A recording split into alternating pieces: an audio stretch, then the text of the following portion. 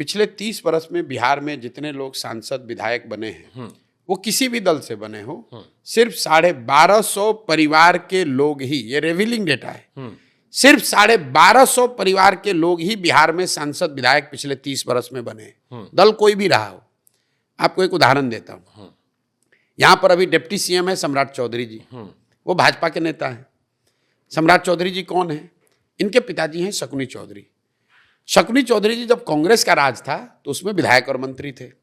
जब लालू जी का राज आया तो शकुनी चौधरी जी उसमें भी विधायक मंत्री बने। जब नीतीश जी का राज आया तो उसमें भी विधायक मंत्री शकुनी चौधरी बने। जब मांझी जी बने तो उसमें भी शकुनी चौधरी विधायक मंत्री थे। और आज जब भाजपा को भी बनाना हुआ तो उसको भी कोई सामान्य कुशवाहा नहीं मिला, उसको शकुनी चौधरी का बेटा ही मिला। तो चंद परिवारों का राजनीति पर ऐसा कब्जा है कि उससे बाहर राजनीति जाती ही नहीं है।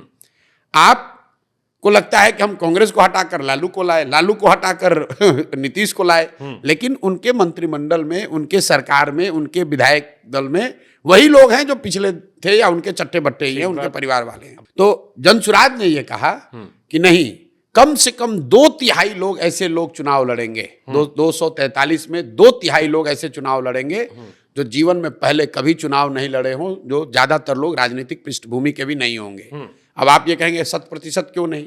इस पर भी बड़ी लंबी चर्चा चली है कि भैया इन 1200 परिवार को तो आप बैन ही कर दो। हाँ, लोग ये कहते हैं जोश में आके, लेकिन जब सब बदल रहे तो ये भी बदल दो।